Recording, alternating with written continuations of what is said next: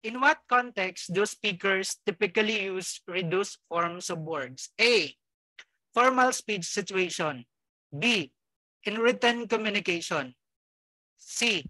In casual or informal speech situation. And D. In foreign language classes. Ano yung sagot nyo dito?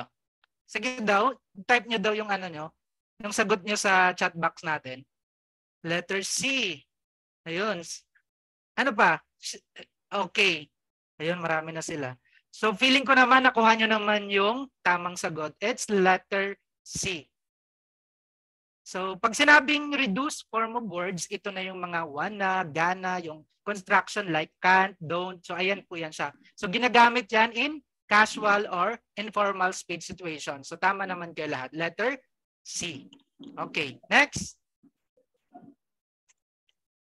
Saglit lang. Parang nahanap. Ayan.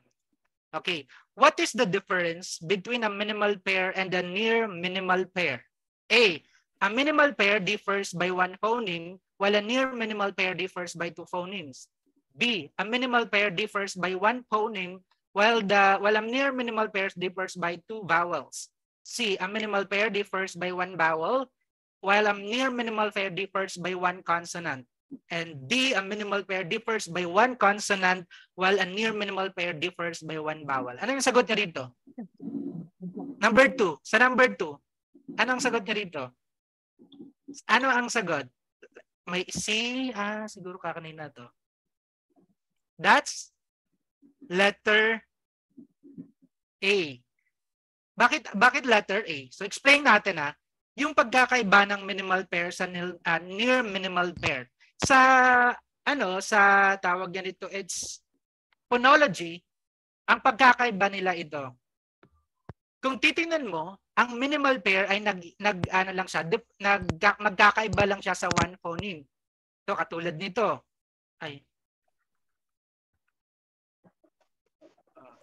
Katulad nito, 'di ba? One phoneme lang magkakaiba sila.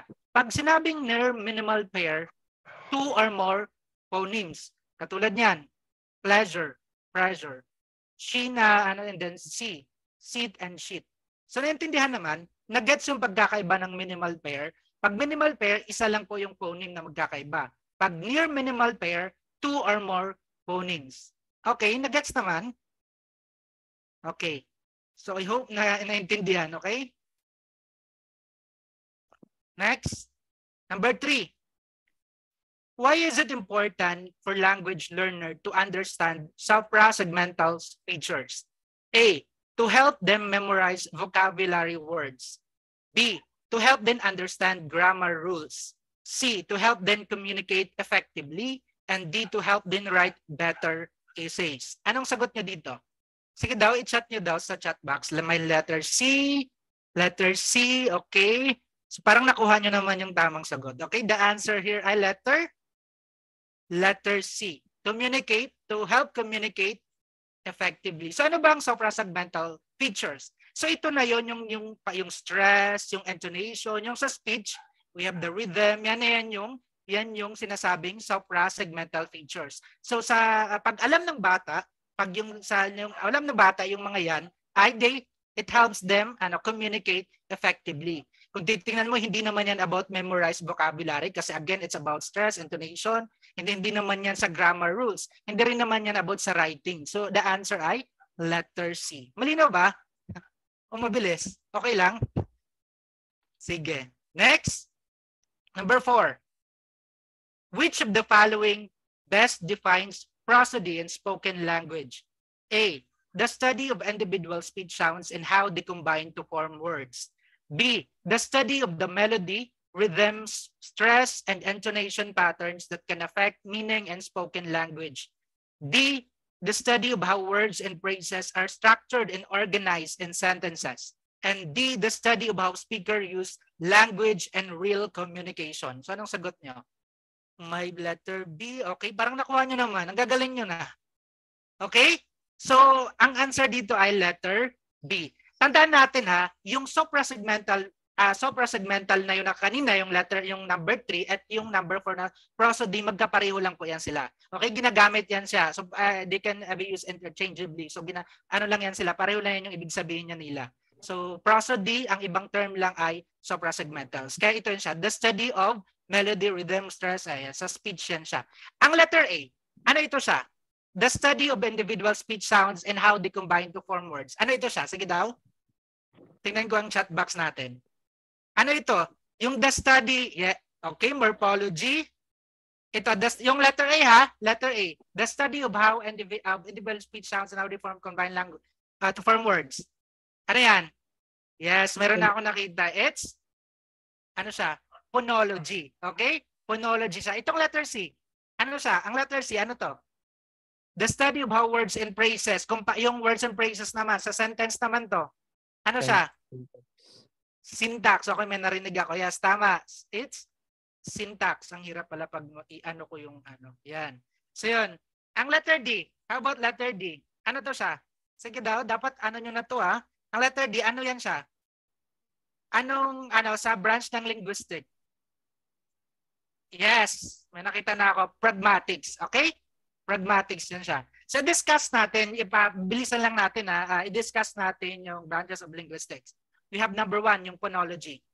Tandaan natin, pag sinabing phonology, it studies the sound patterns in language. Yung kanina, sinabi ko na. So it focuses on the organization of sounds in a language. So ano ko lang yung mga key terms under ng phonology, okay? Para mas yung mga niya lang, yung mga key terms sa concept. When we say phonetics, ito yung how sounds used in speech. So including kung paano ba yung sounds ipoproduce, perceive, and classified. So ayan yung pag sinabing phonetics. May may tinatawag din tayong wait lang, i-ano ko nga muna 'yung pointer. Ayan. May tinatawag din tayong phonemes which are the smallest units of sound in language. So, alam niyo 'to, paulit-ulit itong nag-aano sa Janet. Ayan, ito pa yung allophones naman, ito yung variant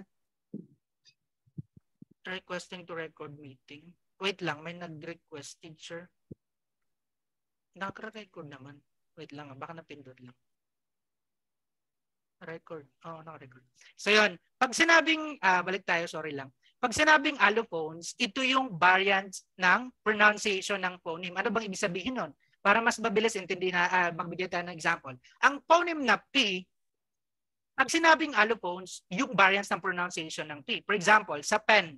Ang pen nito ay, yung P dito ay aspirated. Pag sinabing aspirated, yung parang pag-pen, parang, alam ba yun, may konting puff of air, parang ganon. So, pero pagdating dito sa spin, nawawala siya, hindi siya na siya aspirated. So, ayan ang tinatawag na allophones. Yung variants of pronunciation ng isang phoneme. Naintindihan po ba? Pag sinabing allophones, yan. Okay? Yung variants of pronunciation ng phoneme na yon. So, I hope malinaw. Next, we have minimal pair. Okay, na ano na natin kanina, yung ano lang siya sa one phoneme yung sound niya. So, next, we have free variation. Pag sinabi naman free variation, ito yung concept no sa linguistic na sinasabi niya na yung words daw ay yung mga ano na yan ay kahit magkakaiba sila, may different pronunciation, para magkapareho sila. For example, sa English, sa American English, pag sinabi natin yung pork na baboy, pork po ang pronunciation niyan. Pero pagdating sa British English, parang poke, parang ganun niya yung pronunciation niya, parang nawala na yung R. So sa pre-variation, sinasabi niya, ito yung phenomenon, ito yung sinasabi ng pre-variation, na kahit magkakaiba sila i-pronounce, same yung kanilang, yung meaning nila ay same pa din, kahit magkaiba sila i-pronounce. Ayan po ang ibig sabihin ng pre-variation. Naintindihan naman po ba? Mabilis ba? O ano lang din? Kaya lang din. Okay? Next. Sa morphology na lang po tayo. Sa ano lang yun inaano ko lang yung mga concept under ng morphology. Again, pag sinabing morphology, ito yung structure of words naman. Kung paano na-form yung words mismo. So, in mga key terms, we have morpheme. This is the smallest unit of meaning in a word. Medyo mabilis po. Sorry lang. Sige, daanan natin. Iniisip ko kasi paano kung ma-compress, ma-explain ng gusto yung ano. Sige, I will try my best, okay? Pag sinabing morpheme, ito yung smallest unit of meaning in a word. So, alam niyo na yan. Lumalabas din yan sa Gen Ed. Okay? May tinatawag din tayong pre-morpheme. Ang pre-morpheme, ito yung that can stand alone as a word. So, pwede siya, ibig sabihin, kahit Kahit siya lang, kaya niyang, mayroon siyang meaning. Ang bound morpheme naman, ito yung cannot tawag, ito yung mga affixes, suffixes, so yan siya. So explain natin yung types of morpheme. Ang morpheme, nahati yan siya sa pre-morpheme and then the bound morpheme.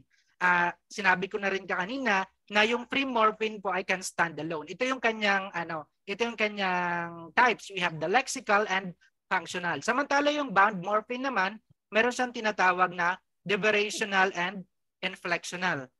So, explain natin yung pre-morpheme. No? Pag sinabing lexical morpheme, ito yung nouns, verb, adjectives, and adverb. So, sila yan.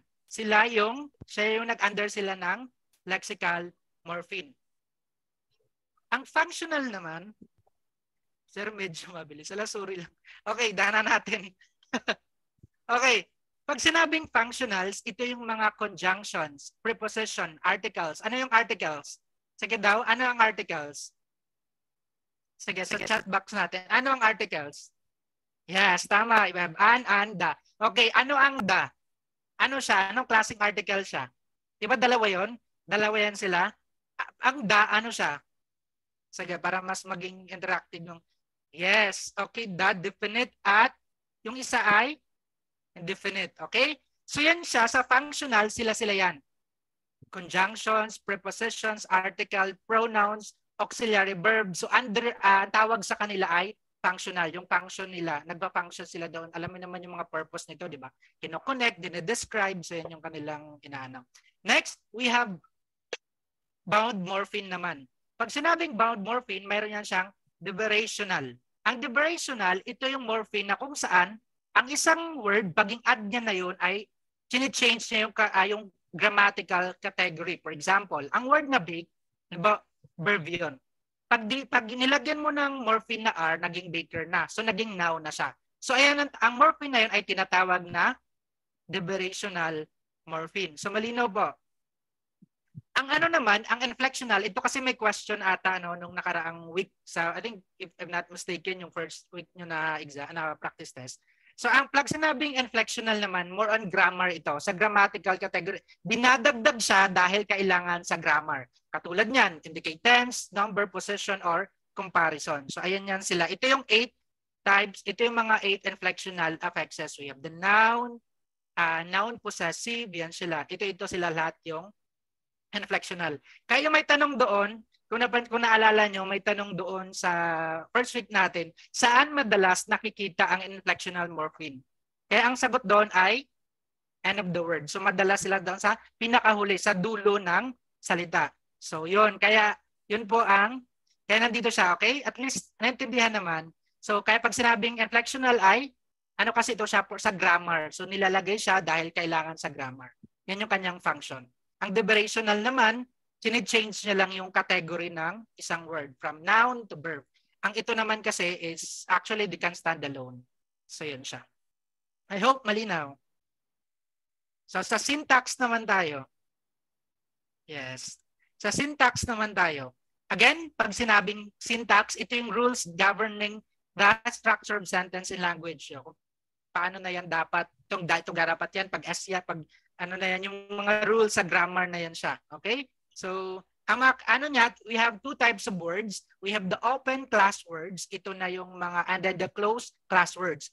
Pag sinabing open class words, yung mga members niya kasi, they are flexible set of members. Katulad yan, noun, verb, adjectives, adverb. So, they're considered open class words. Bakit ba? Kasi itong mga to, pwedeng dagdagan. Ibig sabihin yung list nila, hindi fixed kumbaga. So, pwede siyang dagdagan, pwedeng bawasan, so ganoon. Pero pagdating sa closed class words naman, ay meron na siyang fixed members. Ano ba yan? We have the prepositions, conjunctions, determiners, and pronouns. Okay? Yan po, ito ay sila ay closed class words kasi yung member nila, sila na lang yon. So parang gano'n, may fixed list of members na sila mismo. So yun. Malinaw po ba? Okay, wala nagasagot. Sige, ipatuloy mo lang yan. Semantics. Okay, ano na tayo sa semantics? Ano naman yung semantics? So pag sinabing semantics, kung yung meaning na yun, okay, it deals with how words, phrases, and sentences convey meaning. Ano bang ibig sabihin nun? Kung kanina, sa syntax, we have the rules sa grammars, dito naman yung meaning ng sentence na yon. So yun ang semantics. Okay? Okay. Ito yung mga key terms under ng semantics. May tinatawag na denotation. Yung tinatawag na the literal o yung literal meaning ng word na yon or sentence na yon. Pag pag nalilito kayo sa kasi pag sinabing connotation, yung kung paano siya ginamit sa context. Okay? Yan yung pagkakaiba niya. Pag nalilito kayo, pag sinabing denotation, dictionary meaning yan. So, para mas mana nyo, pag D, nag-start siya sa D, so dictionary meaning siya. Pag sinabing connotation, in context, paano siya ginamit sa context. Okay? Yun yung pagkakaiba ng denotation sa connotation. And then we have the polysemy. Ito yung polysemy pag sinabing may mga words daw kasi na mayroong multiple meanings. For example, we have the run. Ang run meaning tumakbo. Pwede namang running something, you are in charge of something. So so something gano'n. So pwede marami siyang meaning. So ang tawag sa phenomenon na yun ay polysemy. Okay? Ang hyponym naman, ito yung in short parang parang subcategory. For example, ito. Ang dog is a hyponym of animal kasi nga para specific kumbaga. Yun yung specific under sa doon sa ang kabaliktaran niya is yung hypername. Okay? Yung hypername na yun yung pilang general na word mismo. So pag hyponym ito ay yung specific. Pag hypername yun yung general. So I hope malinaw. Ayan, pragmatics. Ito ang pragmatics, dapat anuhin nyo rin to kasi maraming lumalabas sa exam sa pragmatics. Ang pragmatics, it deals with how the language used in specific situation. Paano na ginagamit how the meaning of an utterance is influenced by the context in which it is used. Kung paano na siya ginamit sa communication. Yan yung pragmatics. Ito yung mga tandaan nyo ng mga concept kasi parati itong lumalabas. Actually, nung last ko na exam, talagang maraming pragmatics. Yan. Sa pragmatics tayo. Speech acts. So tandaan natin, ang purpose ng speech acts ay yung refers to the action performed by the speaker. Kung paano, ano ba yung action na gusto niyang i-accomplish sa paggamit ng sentence na yan, sa paggamit ng language na yon. So gina-classify yan sa speech act, mayroon siyang 3 types. Mayroong locutionary acts, elocutionary acts, and then the perlocutionary acts. So para mas maintindihan natin, example ko to. Actually sa movie ko to na, hindi ko alam kung anong movie to. Okay, forever by your side, parang ang corny, di ba? Hindi ko nga alam kung bakit ito yung nakuha ko. Trust your Ferdinand and wrinkle smiles my love. For example, sinabi yun ng special someone mo, sinabi ng girlfriend mo, sinabi yan ng boyfriend mo sa'yo. Ang statement na to. So yun, kung wala kang jowa, sige pa kunwari mayroon ka na. Mayroon ka na, okay? Kunwari sinabi yan sa'yo. Based sa theory, sa ng speech act, sinasabi niya, ang locutionary acts, ito yung sinabi niya. Ulit, yung pagsabi niya nito. Ayan yung locutionary act. Pagdating naman sa elocutionary act, ano ba ang piniperform niya na action sa pagsabi niya na yon? Okay, pag sinabihan ka ng ganitong ng special someone mo, ano ang gusto niyang i-accomplish? Ano yung piniperform niya? Sige daw. Pag sinabihan ka ng ganon, type niyo daw yung nyo. Halimbawa sa na yan, pag sinabi yun sa'yo, ano yung elocutionary acts dito? Dito. Maaring, binubola ka lang, joke lang. You have to express love. Ayan, may mga ganito talaga eh. Ayan, di ba? Nagpa-promise sa'yo, siyempre para hindi mo sa iwanan. Hindi ka iiwanan. So yun, ayun yung, nakuha niya naman. Pag mga ganito talaga mabilis makuha, di ba? Expressing. Mabilis makuha ng mga pag ganito. So yun, char. So yun, ayun ang elocutionary act. Okay, yung intention ng pagsabi niya na yun. Okay, kung nagpa-promise ba siya, kung binobola ka lang, o bahala ka na dyan. So yun ang minimin ng elocutionary act. Ang pagdating naman sa perlocutionary act, kung ano yung naging epekto sa'yo. Halimbawa, sinabi yun sa'yo, naniwala ka naman, di umiyak ka ng iniwan ka. Biro lang. So yun, di ba, yung epekto ng pagsabi ng statement nun sa'yo, ayan ang perlocutionary act, yung effect ng nakikinig. Naintindihan naman po ba? Naintindihan naman? So yun. Okay, kung naiintindihan, kung wala na na tayo sa next, tama na yan yung na yan. Actually, hindi ko ba alam kung saan ko ito kinuha na line. Ayan. We have cooperative principles. Tandaan natin, ang cooperative principles, ang kanyang ang kanyang ano lang is dapat yung speakers and then ang listener dapat mag-cooperate sila para ma-achieve nila yung effective communication. So yun lang yung sinasabi ng cooperative principle. Again, dapat yung speaker and then the listener dapat mag-cooperate sila para magkaintindihan sila. So yun lang yung minimum. Para daw maging para daw tawag niya nito, para daw magkaroon ng magiging magandang resulta na yung magkaroon ng effective communication, conversation, dapat ito mapalo mo daw yung 4 na maxims of conversation na to. Una, we have maximum quantity. Ano ba ang ibig sabihin nan? Sa maikling salita, ang quantity dapat sabihin mo lang kung ano ang wag kang magsabi ng pasobra, hindi din kulang, parang ganon. Parang gusto yun yung sabihin, dapat sakto lang yung sasabihin mo. Okay? Kung ano lang yung require ng discourse, yun lang yung sasabihin mo. Pagdating naman sa quality, dapat be truthful. Ibig sabihin, huwag kang magsinungaling. Kung hindi mo dapat sasabihin yung haka-haka mo lang. So, ayan yung ibig sabihin ng quality. Pagdating naman sa maximum of relevance, dapat yung information lang na relevant sa topic, dapat yun lang yung sinasabi mo. Okay, pag pinatanong yung pangalan mo, dapat pangalan mo lang yung sasabihin mo. Okay, wag ka na magano ng hindi pala yun, dapat sa quantity. Sorry. Ayan, basta pag sinabing maximum relevance, dapat dapat kung yung ipoprovide mo na information relevant to the topic. Pag maximum banner, dapat be clear, avoid ambiguity, and be brief and orderly. So dapat pag manner, dapat clear ka, concise yung pagkakasabi mo, so something ganoon. So sabi sa cooperative principle, dapat ma-meet mo itong 4 na criteria na to. So para magkaroon daw ng effective communication. So malinaw naman. Hindi ko alam bakit at 27 pa lang tayo. Siguro ang dami talagang conflict sa scan. Sige lang. Iyan na lang natin yung recording. Okay. Implicature. Sa implicature naman tayo. Okay? Ay, naglabas na yung naglabas na siya. Anyway. So pag sinabing implicature, ito yung implied meaning ng utterance, hindi kung ano ang directly na sinabi. Example, ano nyo to ha, i-take note nyo kasi lumalabas ito sa exam. Ito yung implicature na to lumabas to. An example dito sa implicature na to, yung nag-uusap yung mother and the daughter. So sabi ng mother niya, na the weather forecast showed a high possibility of rain tomorrow.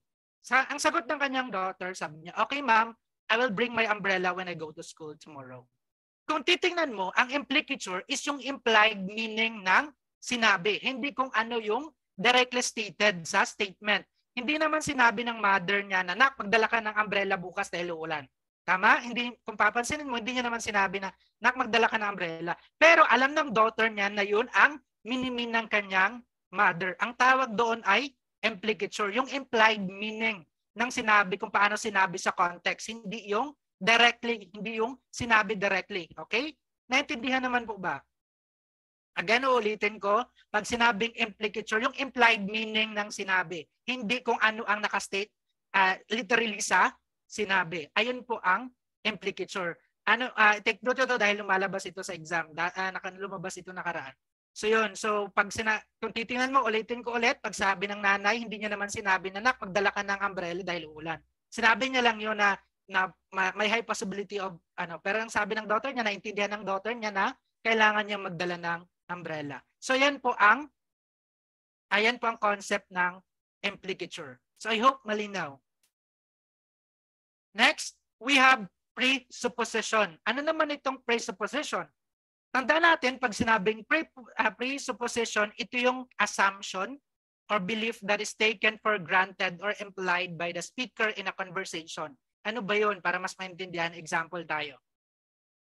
Sa example na to, John no longer works in XYZ store.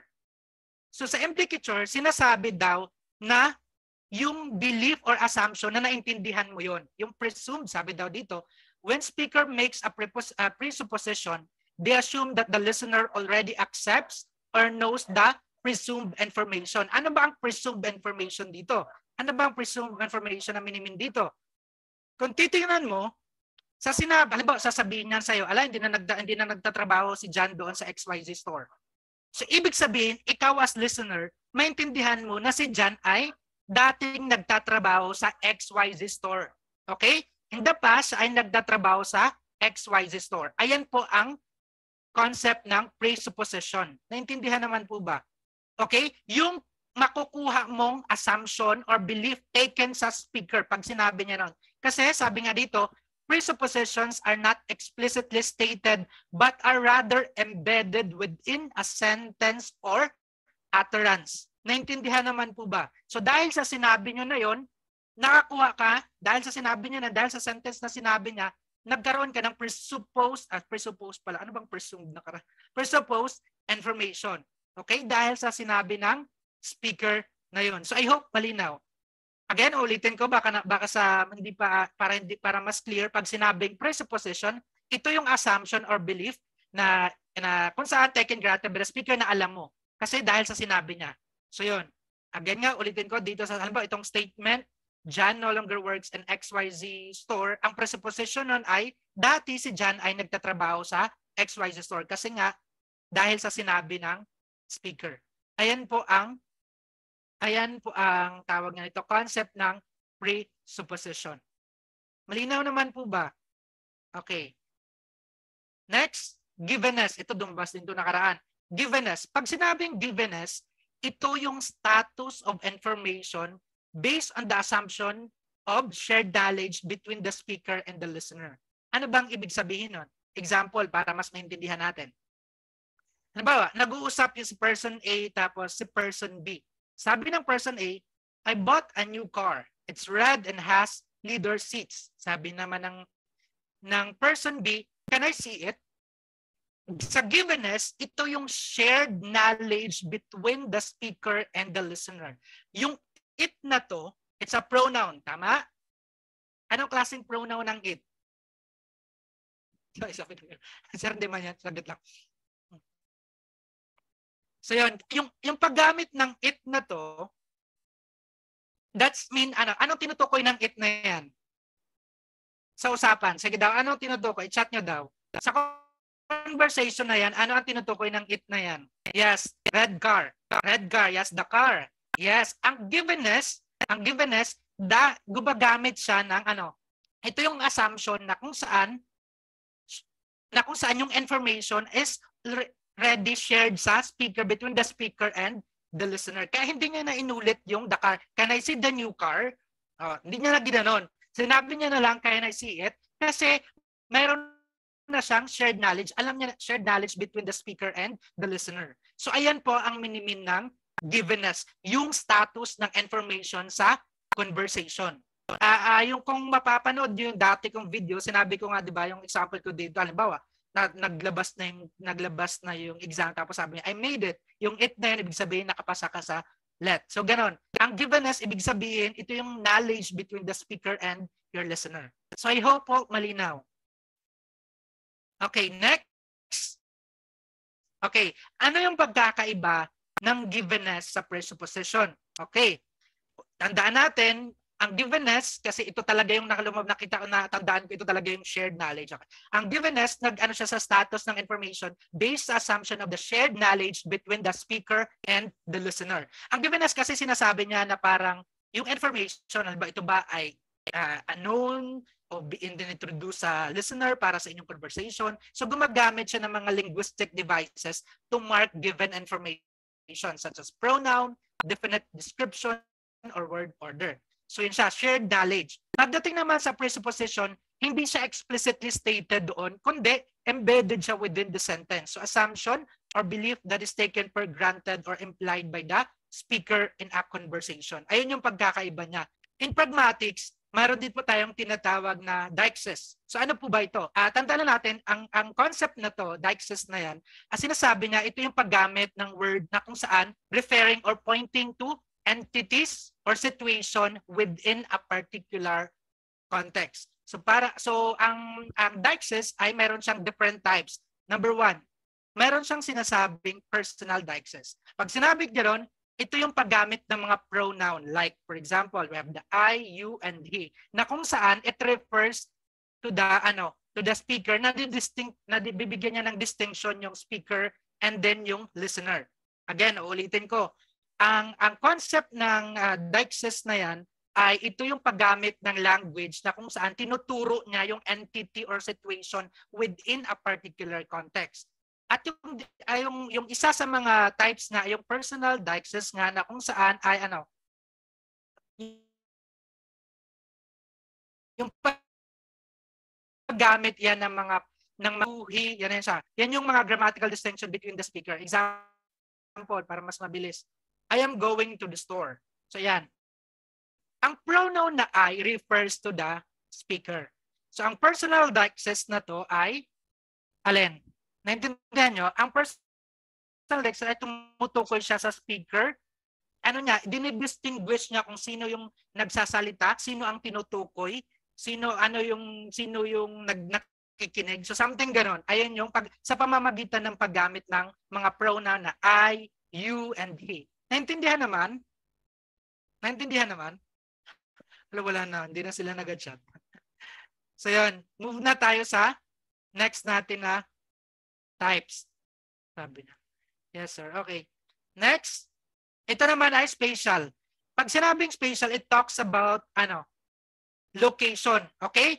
Location. Tinuturo niya kung doon sa context kung ano yon. Okay? For example, please hand me that book. Yung paggamit ng word na that ay tumutukoy sa book far away from the speaker.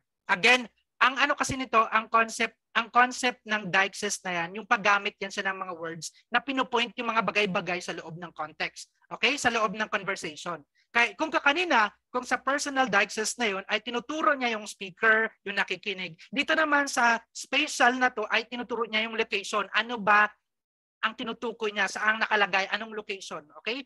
Example nga natin dito, please hand me that book. Yung paggamit ng that ay refers to the book located far away from the speaker.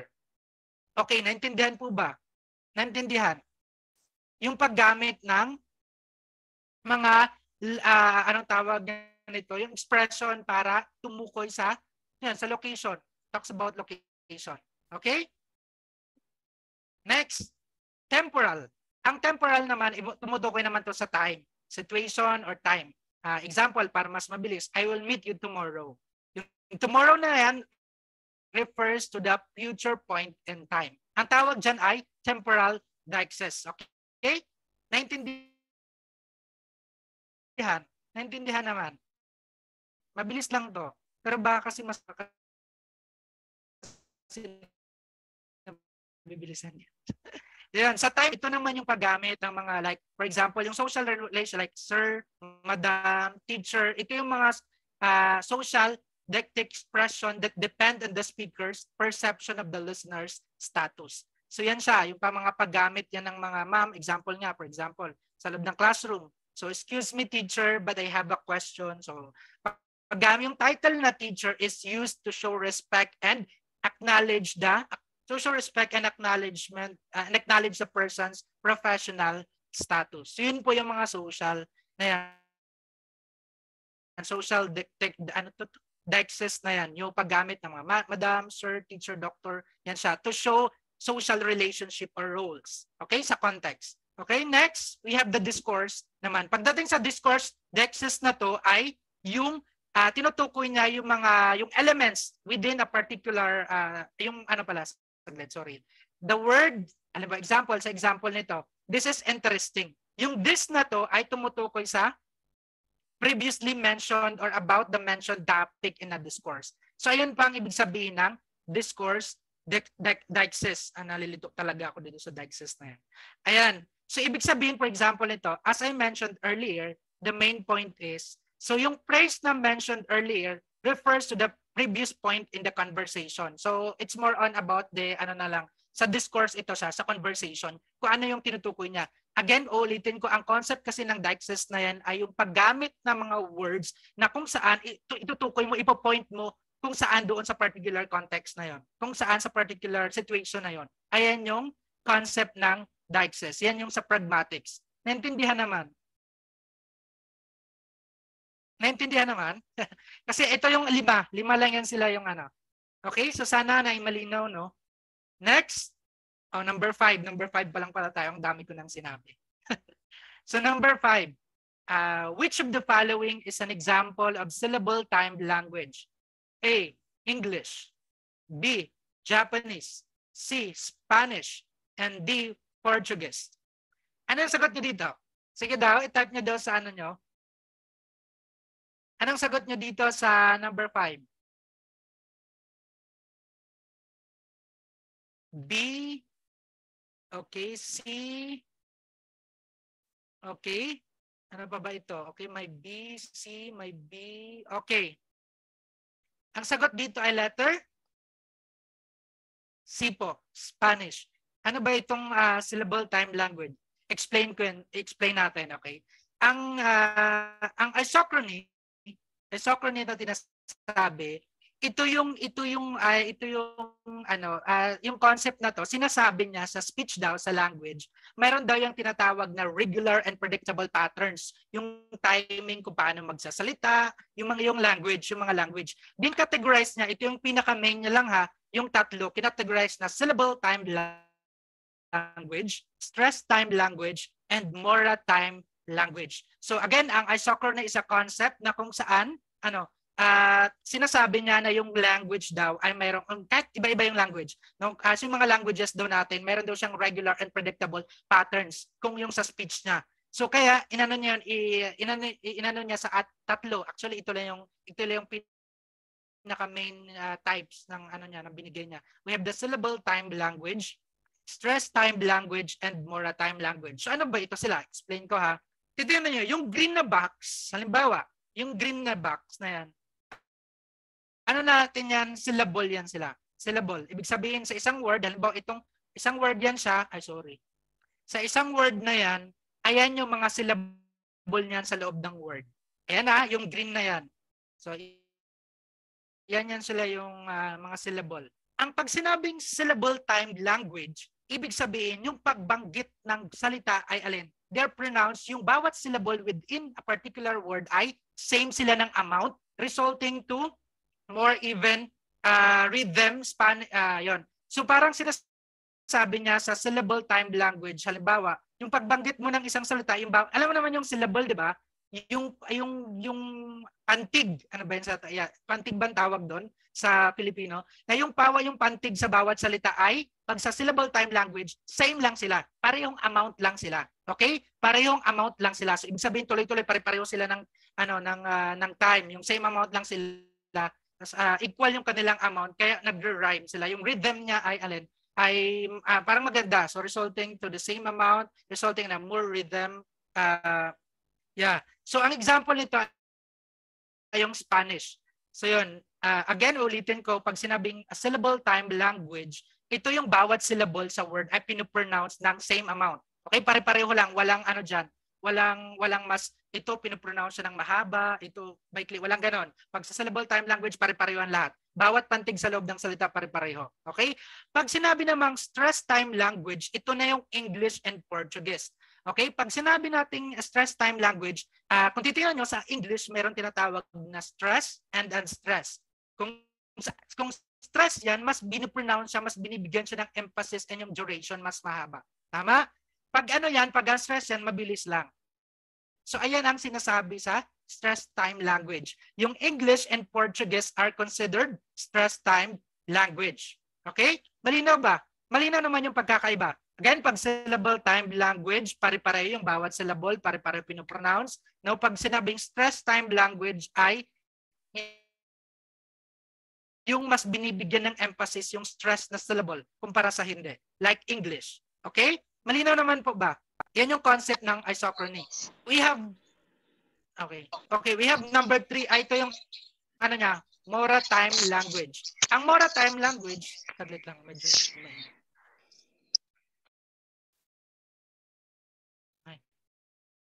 ayan.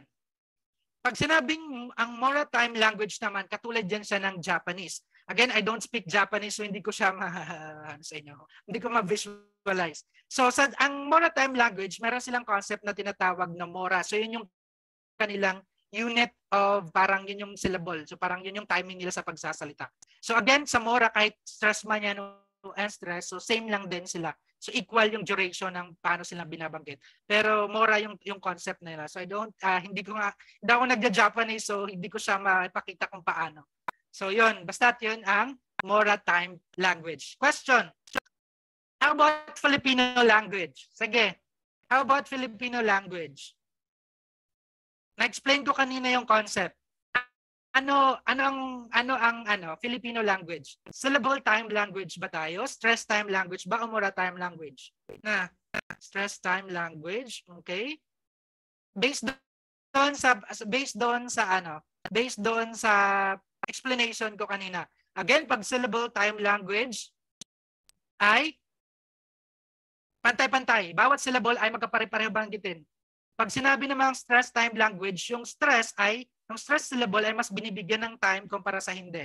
Ang mora time, yun na yun, yung mora yung concept nila sa yung pagbabanggit niya. Stress time, ayan yun ang syllable time language. Wala talaga nagsagot ng syllable time language. The answer ay, sige, yung pagsasalita ko, okay, sige. Kahit banggitin nyo lang to. Papasa ako sa let. Sige, banggitin nyo lang. Ano ba dyan babanggitan? Papasa ako sa let. Based doon sa explanation ko, ano ba siya? May stress ba tayo? May mga stress syllable ba tayo? Meron bang sinasabi? Ito yung panayan, mas imbanggitin siya, mas mahaba kasi siya papasa. Ganun ba tayo sa Filipino? Ganun ba tayo? May stress ba tayo and stress? Yes, tama ito si Miss Wendy, no? Tama yan. It's syllable time language po tayo. Okay? Syllable time language po tayo. Kung papansinin mo ako nagsasalita ng Filipino, kung papansinin mo tuloy-tuloy, yung bawat syllable sa isang salita ay magkapare-pareho yung duration na binibigay. Hindi naman tayo katulad sa English na may stress time language na, for example, sir, kapag po ba sa exam na caps lock po ba? Hindi po. Hindi po sa mga hindi yan. So, kayo talaga mag-iisip. So yan. Ayan, balik tayo dito. So, pag Filipino language, sa atin, tayo as syllable time language. Kasi nga, papasa ako sa let. Yung bawat syllable, we have papasa. Yan yung syllable Yan yung pantig. I don't know if tama yung term ko sa Filipino. We have papasa. Binibigyan ba natin ng, di ba pare-pareho lang yung binibigay natin na time? Wala naman tayo, hindi naman tayo katulad sa English na meron silang tinatawag na unstressed, stress, so syllable, so ganon. So tayo ay syllable time language. So malinaw naman po ba? Malinaw naman? So para mag-move na tayo sa ating sunod na question. Okay. How do voice and voiceless sounds differ in terms of vocal cords vibration? A. Voice sounds involve vocal cord vibration while voiceless sounds do not. B. Voiceless sounds involve vocal cord vibration while voice sounds do not. C. Voiceless sounds involve vocal cord vibration. Puros kasi B, di ba? Na yung bila ko. Both voice and voiceless sounds do not involve vocal cord vibration. Saan ang sagot niyo dito? Tama naman kayo. Galing-galing nyo naman. So tama po kayo, okay? Ang answer ay letter A. So tandaan natin, wait lang. Pag ang words kasi, pang sound, pag malalaman mo na voice, pag ginanito mo yung vocal sound,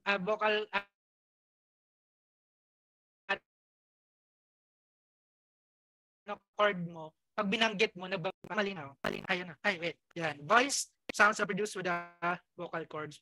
When the vocal cords vibrate. So yun siya. Next. Di ba 7 pa lang tayo? Ayan. Which of the following words illustrate the concept of consonant cluster? Anong sagot niyo dito? A. String. B. Air. C. Ago. And D. Hour. Okay. Tama naman. Magagaling naman pala ito. Ang gagaling nyo na. Okay? Ang sagot ay string. So pag sinabing cluster, ito yung 2 or more consonant sound na nag-appear in a syllable. Katulad dito. Sa string, we have STR. So ang tawag dyan ay consonant cluster o tinatawag ding consonant blend. Ang other example niya, we have the block, yung BL, diba? It's a consonant. Street, center, jump, so yon. Yan yung mayang, kahit sa Filipino cluster din ata yung tawag, pagkakaalam ko. So yan. So ayan yung concept ng cluster, yung consonant sound ay nasa isang syllables, pinagsasama sila. So yan. So two or more consonant sound. So malinaw naman. So malinaw naman siguro at alam niyo na to kasi tama naman kayo dito. Okay. Next. How many morphemes are in the word unbelievable? A, 1, 2, 3, 4. Anong answer niyo dito? Sige daw. Anong sagot niyo dito? Hello, ayaw nila maglagay ng sagot. Anong sagot niyo dito? We have 3. Ayan, ulit lang ako 3C. Okay, count natin. Okay, count natin. Let's count the morphemes in the word unbelievable. Tandaan natin, pag magka-count tayo ng morpheme, unahin mo natin yung root word. Ano ba yung root word niyan? We have believe. Okay, nanggaling yan sa salitang believe. Ano pa ang ibang morpheme dyan? Prefix na yung an, yung not. Okay, yung meaning which means not. Tapos, and then we have the suffix na able or able to be. So kung titinan mo, ibig sabihin ang morphemes dyan ay 1, yung root word niya, yung prefix and then the suffix. So we have 3 morphemes. Okay? Tama po kayo. So may nagsagot ng letter D. Ganito po yan. Madalas kasi na-confuse tayo na pag tinatanong natin, halimbawa tinatanong tayo about morpheme, parang inaano natin yung bawat syllable, halimbawa unbelievable, parang ginagano natin. Hindi po ganoon yung pagbilang ng morpheme. Okay? Yung morpheme kasi, it's, di ba, as discussed na din kanina, yung mga types of morpheme, ang unang-una mong hanapin pag tinatanong ka ng morpheme, ano ang root word niyan? Yung free morpheme na sinasabi. And that can stand alone. And then hanapin mo yung mga sinasabi nilang kanina derivational it's not the bound morpheme na sinasabi. Okay? So yun yung hanapin mo sa word at yun yung bilangin mo.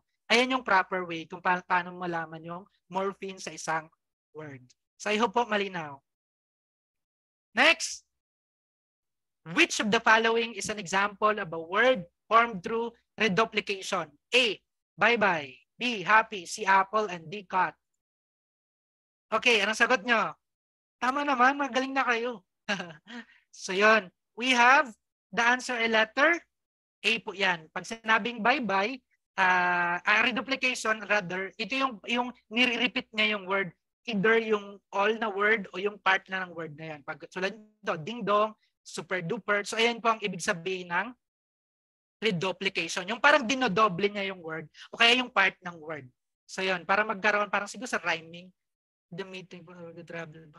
Ayun, hello po sir, mahilig the meeting. Sige ma'am, ingat-ingat po, okay? Ano ko lang i-post ko lang yung yung recording. Nagre-record naman ba sa inyong part? Tama ba? Nagre-record? Hindi ko kasi nakikita yung sign na parang nag-blink-blink. Nagre-record naman? Yes po. Okay, sige. Kasi hindi ko nakikita dito sa Okay, ma'am, ingat po, ingat-ingat. I-post ko lang po yung link kung yung yung para mapanood nyo ulit yung natin, yung review natin. So yun. So balik po tayo dito. So pag sinabing reduplication, yung ginagamit niya, dinodoble niya yung word. Will, sir, will this video? Yes po. Nyo lang po. Ipopost ko po sa group natin. Thank you. Okay. So I hope malinaw dito sa number 9. We have number 10. Because of its Latin roots, the word audience is related to which of the following words? A, audio. B, vision. C, smell. And D, touch. Anong sagot niyo dito? Letter A. Ang gagaling nyo na. May B, okay. A, okay. So ang audio po, ang sagot po dito ay letter A. Kasi ang audience ay naggaling siya sa Latin word na audientia. I don't know if I read it right. So which means hearing or listening. So ang audio ay, so meaning, ang audience ay related sa word na audio. So I hope malinaw. Next, number 11. Which of the following is an example of an enclitic? A, I have, which means I have. Do, which means do you. And tis with it is. Or it isn't, which means it is not. Anong sagot nyo dito? Okay, A, okay. Okay. So yun. Tama naman kayo. Okay? That's the answer, letter A. So, ano natin yung clitics, okay? Yung clitics, actually, ito yung parang sabi dito, i-define natin, phonologically bound to the neighboring word but syntactically behave as an independent word. So, yung clitics na to, they attach themselves sa host word. And yung kanilang pronunciation ay nakadepende sa host pronunciation, yung sa host word na yon. Example, meron kasing types of clitics. We have the enclitics and proclitics. Ang enclitics ay, kung titignan mo sa example na lang kayo para mas ma-visualize no. Ito yung host word, dito siya naka-attach, di ba? So dito siya naka-attach. Yan yung enclitics, katulad ng I have, do not. Ang proclitics ay yung dito siya, yung sa unahan siya. This, it is, di ba? Dito siya, do you, so do you, tapos dito siya, yung host, dito siya naka-attach, siya yung una na word. Yeah, it was. So nagigets niyo yung nagigets niyo yung difference ng enclitics. Ang enclitics, kung titingnan mo dito sa example, dito may tingnan di ba, it is. Ang host word niya ay it, tama? So ang it yan, so nagdikit siya doon. So ayan yung enclitic, doon siya. Pero dito sa proclitics ay yung host word doon siya, dito siya. Yung host word siya nakalagay. Dito siya, enclitic host word follows it. So ito siya, dito siya sa host word na sinasabi. So ayan ang proclitics. Sorry po, hindi makasabot. Sige. I-post ko na lang yung sa mga ipo-post ko naman po ito yung video natin. Yung sa recording. So yun. So naintindihan naman po ba dito sa tawag ganito, types of clitics, we have the enclitics and proclitics. Okay naman? Naintindihan naman?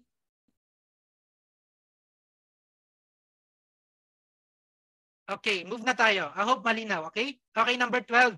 Which of the following teaching strategies is most effective for addressing the linguistic diversity in a multicultural classroom? A, code switching. B, focusing on grammar rules. C, using only English language materials. And D, teaching dialects and accents. Anong sagot niyo dito? Marami na ako nakitang tamang sagot. A. Okay. Tama po kayo. Okay?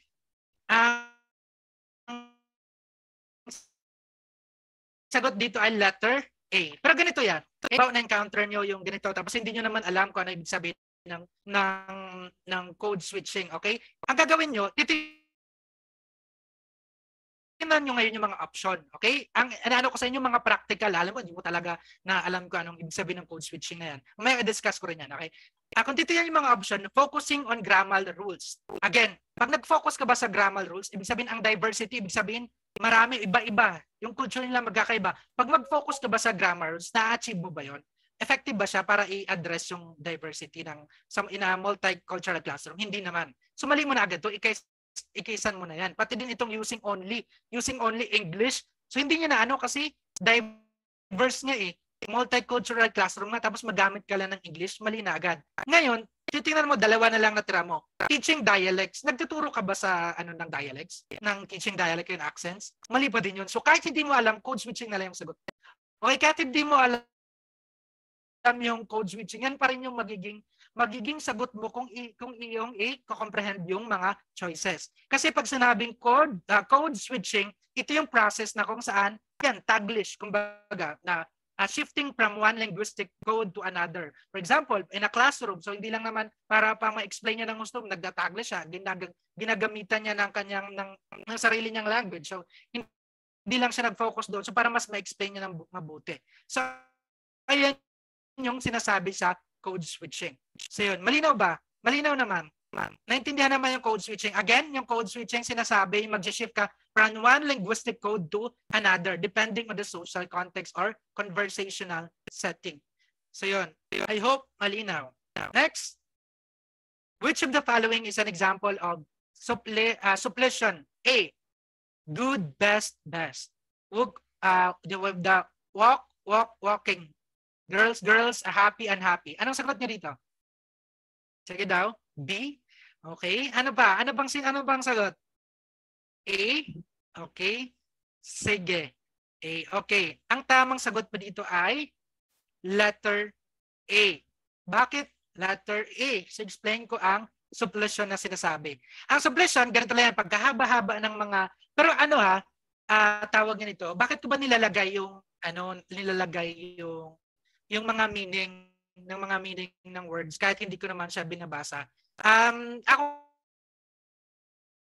kasi, for example, hindi ako, parang nabubulol kasi ako pag parang naduduling ako pag binabasa ko yung buong meaning ng nilalagay ko siya. So, ang mas mabuti sa akin, ini-explain ko na lang siya para mas maintindihan nyo. Pero hindi ibig sabihin, hindi nyo basahin yung yung nilalagay ko dyan. Importante yan kasi pagdating sa exam, ayan po yung nilalagay dyan. I mean, ang pagdating sa exam, yung mga definition, at least alam nyo alam nyo mismo ang inano ko lang is yung context, paano ba siya, ini-explain ko siya nang mas maintindihan nyo yung pagdating sa mga concept, okay? So, hindi ko na siya basahin. Suppletion refers to that situation, gano'n. Explain ko na lang. So, kayo na lang po magbasa niyan.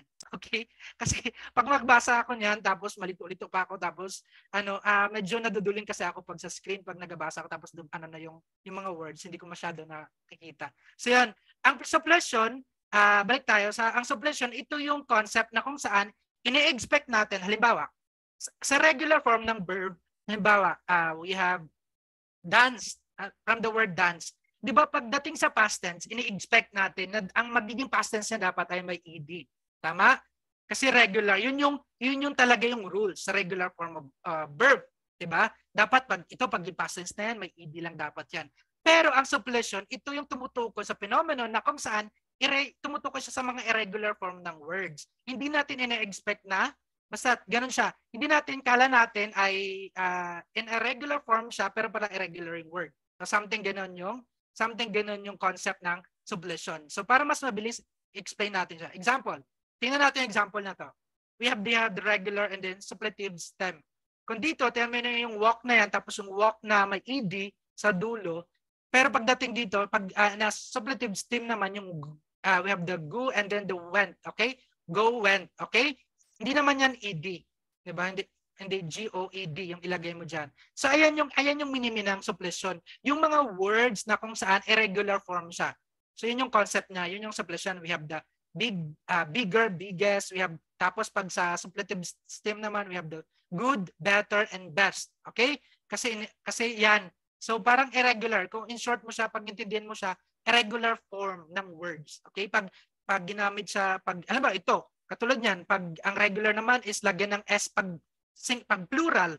Pero pagdating sa suppletion ay iba yung plural na kanyang tawag nito, iba yung plural ng pagkasulat. So yon, yan yung minimin sa suppletion. Okay? Paghaba-haba kasi ng meaning. So, pero hindi ibig sabihin, hindi nyo basahin nyo yan, ha?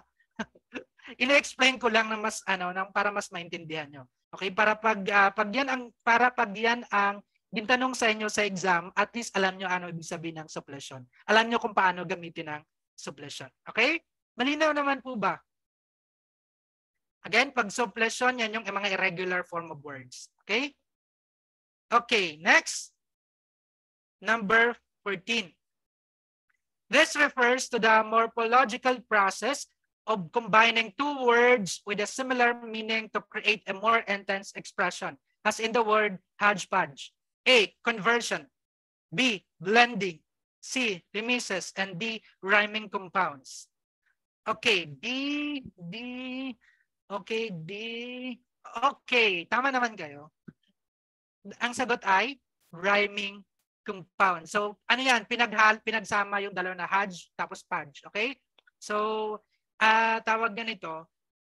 Pag compound kasi, maraming type yan siya ng compounds. Okay? Kahit kung titingnan mo naman sa option, isa lang naman yung compounds na So, yan pa rin yung sagot. Ang conversion kasi iba yan. Ang conversion, ito yung words na kung saan, hindi naman dinadagdagan ng any affixes, pero pwede siyang maging noun or verb, katulad ng email. Ang email pwedeng maging noun, pwede rin maging verb. Ayan yung conversion na ginamit. Pag sinabi namang blending, alam nyo na yan, yung portmanteau. You have yan ito, yung word na branch and then from the breakfast and then the lunch. Ayan yung portmanteau na sinasabi or yung blending. Ano ba itong themesis na yan?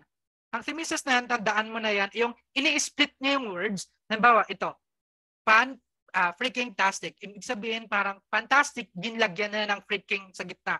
So yun yung timisas na sinasabi. Katulad yan, and be breaking reliable. So nilalagyan niya sa gitna ng parang words in-insertan niya. Yan yung concept ng timisas. So ang sagot dito sa 14 ay rhyming compounds. Next. Ayan. Of which language does the word tsunami come from? Dapat alam natin, madali lang to. A, Greek. B, Latin, and D, C, Spanish, and D, Japanese. Ano siya? D, okay. Ano pa? D, A, okay. Ano pa? Okay. Ang sagot dito ay letter D, Japanese. Okay? Yung word po na tsunami ay comes from the Japanese word chu, which means harbor, and then nami, meaning wave. So actually parang ano siya, kinuha siya mismo directly sa Japanese word. So hindi ko alam, pero ayaw kong mag-ano, pero 'di ba kasi nga maraming tsunami doon sa, 'di ba? Doon talaga nanggaling yung term na tsunami kasi parang iba yung term sa English niyan dati. 'Di ba? Pero dahil doon sa nangyari ata sa, 'di ba, madalas nagka-tsunami. So yung term na 'yon na mismo parang inadapt na siya. Kaya tsunami na din yung tawag. Okay? Wait lang. Okay? Pero ang tanong ko, yung word na tsunami is formed through what morphological process? Anong morphological process na buo ang tsunami na word? Ulitin ko kasi iniram lang siya. Anong tawag doon? Pag hiniram lang directly yung word sa ibang language, anong tawag doon? Ano sa morphology, anong tawag doon? Borrowing, yeah, galing-galing naman. Yes, tama. Borrowing ang tawag dyan. Borrowing or also known as lexical borrowing or yung loan word. So magagaling naman pala kayo, okay? Kayang-kaya nang itap yung exam. Tama po, ang tsunami ay ano siya, borrowing yung tawag doon kasi directly kinuha siya sa language na yun. So I hope malinaw. Next. The Sapir-Whorf hypothesis suggests that A, language, wait lang ayan. Ayan. A, language determines thought. B, culture influences language. C, society shapes language use. And D, language learning is innate. Anong sagot nyo dito? Anong sagot nyo dito? We have B, okay, C, B, okay, D, C, okay, iba-iba yung sagot nyo. Okay, ang sagot po dito ay letter A, language determines thought. So ano ba sinasabi na Sapir-Whorf hypothesis? Sinasabi niya, ito ay na-develop ni Edward Sapir at yung pupil na si Benjamin Leigh Whorf. So sinasabi niya na yung language daw, tayo, kung yung language natin, nakadetermine din kung ano yung paano natin binu-view yung suggesting that the individual's worldview is shaped by the language they speak. So kung ano yung language na nakadetermine ko paano tayo mag-isip or something gano'n. So that's letter A. Okay, malinaw. Malinaw naman. So language determines our thought. So ayan yung sinasabi sa Sapir-Whorf hypothesis. Okay. 17.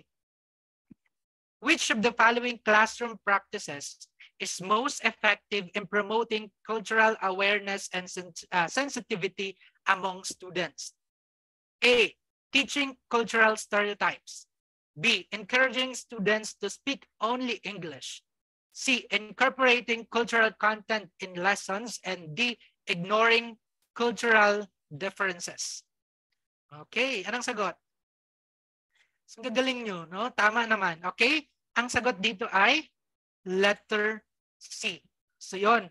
So, again, ang questions, pag magganito sa exam, pag magmaganito kasi madalas, lalo na pag situational, titingnan nyo talaga kung anong tinatanong. Ang tinatanong kasi dito ay promoting cultural awareness and sensitivity. Hindi naman pwedeng cultural stereotypes doon. Mali ito, negative na to. Hindi rin naman magturo ka lang ng English, ang ina-address mo is cultural awareness, di ba? Hindi naman pwedeng i-ignore mo yung cultural differences ng mga bata. So ang answer ay letter C. Letter C talaga ang tamang sagot. So I hope malinaw. So yun. Next, number 18. According to the innate theory of language acquisition, what is the term for the innate language learning mechanism in the human brain? A. Language acquisition device. B. Universal grammar. C. Zone proximal development. And D. Critical period hypothesis. Ano siya? O tama, ang gagaling nyo. Okay. Ang sagot ay letter A. Yan yung language acquisition device. So sinasabi, ano ba to? Chomsky ba to? I don't know if I read it as ano yung name na to. So sinasabi niya na tayo daw, yung tayo daw may tinatawag tayong LAD or language LAD o language acquisition device. So ito daw yung mechanism na ginagamit natin. Innate na daw ito sa atin para yung ano na yon, yung device na yon, yung innate sa atin na kung saan siya yung nagtutulong para i-process yung mga linguistic para matutunan natin yung language. Ayan yung sinasabi niya. Ayan yung sinasabi ayan yung kanyang nagiging function ng LAD na yan. Anong sinasabi sa universal grammar? Ayun, Ang pag sinasabi sa universal grammar, which is ito din siya, yung sinasabi sa universal grammar na yung lahat ng language, iba-iba man yan tayo ng language, ay may common lang yan tayo ng structure. At yung mga bata, may innate tayo na knowledge, na principles para para matututo tayo sa language na yon. Ulitin ko, pag sinasabi sa universal grammar, lahat ng language, English, Filipino, so lahat yan sila may common structure and set of principles. At tayo bilang tao at yung child mismo, mayroon yan siyang innate. May ibig sabihin, nandoon na yan siya, pagkasilang niya, mayroon na siyang innate capacity na about sa principles na yun, para matutunan yung principles na yun. That's universal grammar. Ang zone proximal development, sino ang nag-coin, nito? I think it's Vygotsky ba to? Tama? So ang zone proximal development, ito yung space na kung saan, alam mo yun, nabawa, ito yung pwede mong magawa ng learner na walang assistance at ito yung pwede niya magawa kung siya ay may support ng adult. So yan ang sinasabi ng zone proximal development. Okay? So, I hope malinaw. Pag sinabi namang critical period hypothesis, sinasabi niya na mayroon daw ideal time na kung saan yung individual ay mas mabilis matuto ng lingwahe kumpara sa alin. At after daw noon, after ng critical period na yon ay maging mas mahirap na para sa tao na matutunan yung language.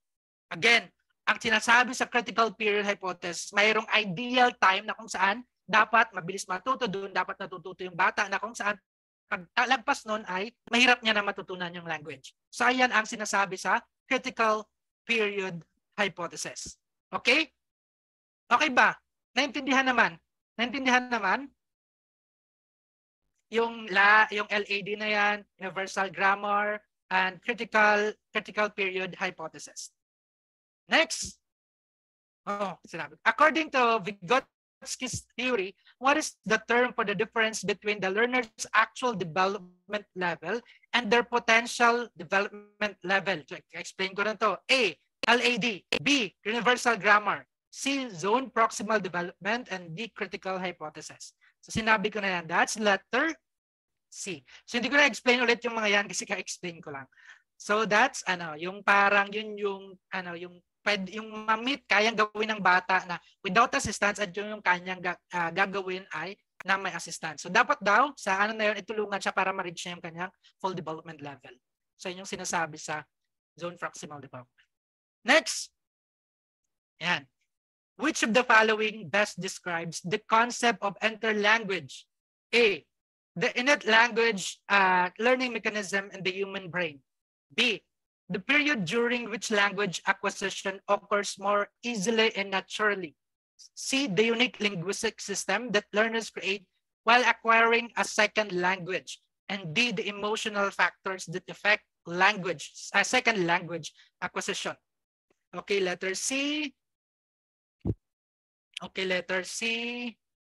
Okay, letter C. Okay, mukhang tama naman kayo. Okay, that's the answer ay letter C. Okay, pag sinabing interlanguage kasi, ganito yan, pag in a layman's explanation, layman's terms, ganito yan, ang interlanguage, itong sinasabi na halimbawa, ikaw Filipino ka, di ba? Filipino tayo. And then second language yung English. So tayo daw, meron daw tayong tinatawag na linguistic system na kung saan habang natututo tayo, nag-i-improve din yun yung, ito na yan, nag-i-improve din yung system na yon. So hanggang sa darating sa punto na mas naging magaling na tayo sa second language. So yun daw, parang ganun. Yun yung ano yung concept nun. Ito yung system na kung saan na-influential. Una-una, hindi. Siyempre, pag na-expose ka sa ano hindi mo naman yun talaga language. So unti-unti nag-i-improve yun. Parang bridge siya, parang bridge siya. So hanggang sa tuluyan na maging native like speaker. So ganon ang sinasabi sa interlanguage. Ang letter A, ano ito siya? Anong tinutukoy sa letter A? Kung nakikinig kayo kanina. Anong tinutukoy sa letter A? Sige daw. And-explain kayo kanina. Yes, tama. That's LAD. Buti naman nakikinig. Ayan. Ito, yung B. Ano yan? Ang letter B, na-explain ko yan. Ano yan? Anong tinutukoy dyan? Letter B? Yes, critical period. Wow, gagaling nyo naman. Ang D, ano yan? Emotional factors. Hindi ko alam kung nag-ano ko to. That's affective filter hypothesis po yan. So explain ko rin yan mamaya yung affective filter hypothesis.